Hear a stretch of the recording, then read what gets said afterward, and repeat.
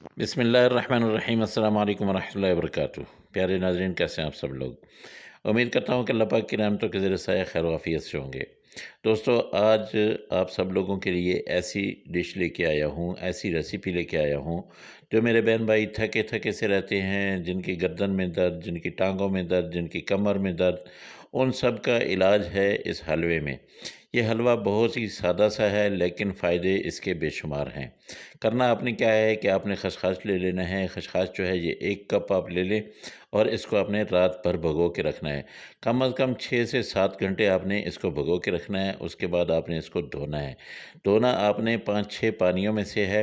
आपने आसानी से इसको ख़त्म नहीं कर देना, क्योंकि इसके ऊपर मिट्टी धूल होती है और इसको बार-बार आप जब पानी में से गुज़ारते हैं तब जाके इसकी मिट्टी जो है वो साफ़ होती है। जल्दी आपको नज़र नहीं आएगी, लेकिन इसके ऊपर मिट्टी रहेगी। आपने 4-5 पानियों में से गुज़ारना है, उसके बाद आप देखेंगे कि फिर जाके ये कुछ साफ़ हुआ है।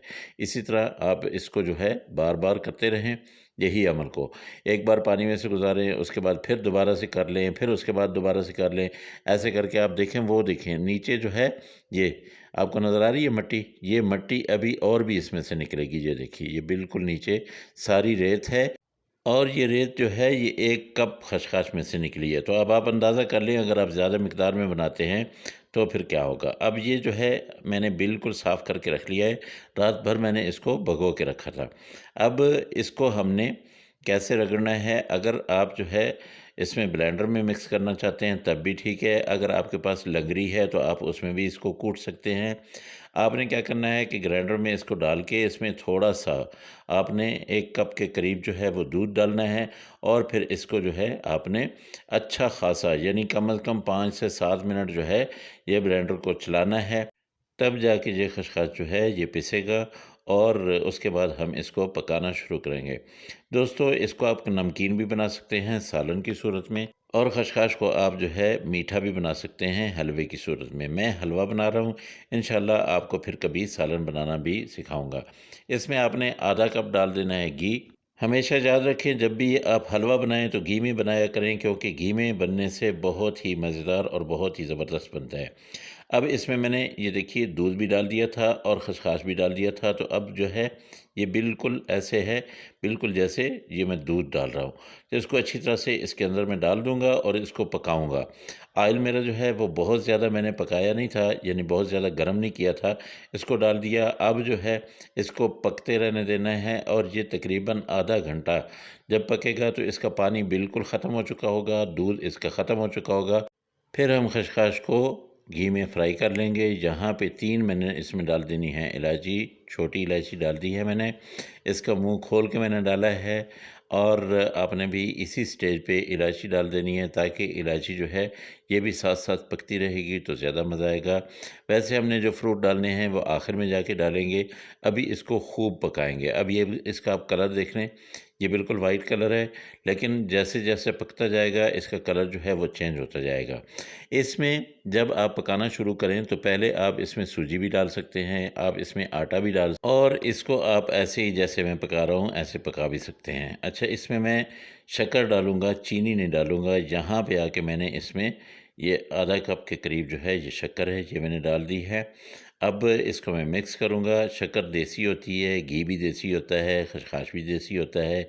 जब ये मिलते हैं तो एक बहुत ही ज़बरदस्त किस्म की खुराक हमारे लिए बनती है। काम की ज़्यादती की वजह से हो या सर्दी की वजह से हो, उन सब के लिए ये बहुत ही ज़बरदस्त किस्म का हलवा है। अच्छा, 1 कप जो मैंने इसमें डाला था वो सारे का सारा खुश्क हो चुका है। अब मैंने इसकी अच्छी तरह से बुनाई कर ली है। उसके बाद मैंने फिर 1 कप इसमें डाल दिया है दूध का, और इसको मैं अब दोबारा वैसा ही पकाऊंगा जैसे मैंने पहले पकाया है। पहले मैंने सारा दूध क्यों नहीं डाला, उसकी वजह यह है कि मैं जल्दी से इसको भूनना चाहता था, जल्दी से इसको पकाना चाहता था। अब जो है वो पक चुका है। अब क्या करूँगा, यहाँ पे मैं ड्राई फ्रूट भी डाल दूँगा। इसमें काजू हैं, इसमें बादाम हैं, इसमें चारों मगज़ आप डाल सकते हैं। इसमें जो भी आप ड्राई फ्रूट जो है वो डालना चाहें वो बिल्कुल डालें। अखरोट हैं, और इसके साथ-साथ जो है और भी आपके पास जो भी फ्रूट हो वो आप इसमें डालें। ये जितने ज़्यादा फ्रूट्स डालेंगे उतना ही मज़े का बनेगा। अब इसको मैं पकाऊँगा थोड़ी देर के लिए, और उसके बाद जो है अब आप देख रहे हैं कि इसके अंदर जो मैंने दूध डाला था ना वो बिल्कुल ख़त्म होता जा इसने ऑयल छोड़ना शुरू कर दिया है और साथ-साथ जो है अब आप देखें कि ये खसखस जो है इसको मैं अच्छी तरह से भून रहा हूँ। जो मेरे दोस्त, जो मेरी बहनें ये शिकायत करती हैं कि उनका जिस्म जो है हमेशा थका-थका सा रहता है, उनकी पिंडलियों में दर्द रहता है, उनके बाजुओं में दर्द रहता है। ये देखिए जी माशाल्लाह अल्हम्दुलिल्लाह हमारा हलवा जो है ये बिल्कुल रेडी हो चुका है। अब मैं इसको डिश आउट करके दिखाता हूँ, ज़बरदस्त किस्म का हलवा आप सब लोगों के लिए। तो ये देखिए माशाल्लाह अल्हम्दुलिल्लाह ज़बरदस्त, इसके ऊपर मैंने थोड़े से नट्स जो है वो और भी डाल दिए हैं। तो ये 1 कप हलवा था और ये इसको मैंने अच्छी तरह से इसमें 2 कप मैंने दूध डाला है, आधा कप मैंने इसमें चीनी डाली है, शक्कर डाली है, जो भी आप डालना चाहें। तो मैं ये अर्ज़ कर रहा था कि जिन दोस्तों को, जिन मेरी बहनों को जिस्म में दर्द रहता है, जो थका-थका सा महसूस करती रहती हैं, यकीन जानिए सिर्फ़ 2 चम्मच, 1 दिन में 2 चम्मच आप इसको खा के देखें और ये 4-5 दिन आप खाएँ, उसके बाद आप देखेंगे कि आपके अंदर एक ज़बरदस्त किस्म की जो है वो ताकत आना शुरू हो चुकी है और आपको वो थकावट आपकी ख़त्म हो गई है। उसके साथ-साथ जो पट्ठों और जिस्म में दर्द था वो भी ख़त्म होता जा रहा है।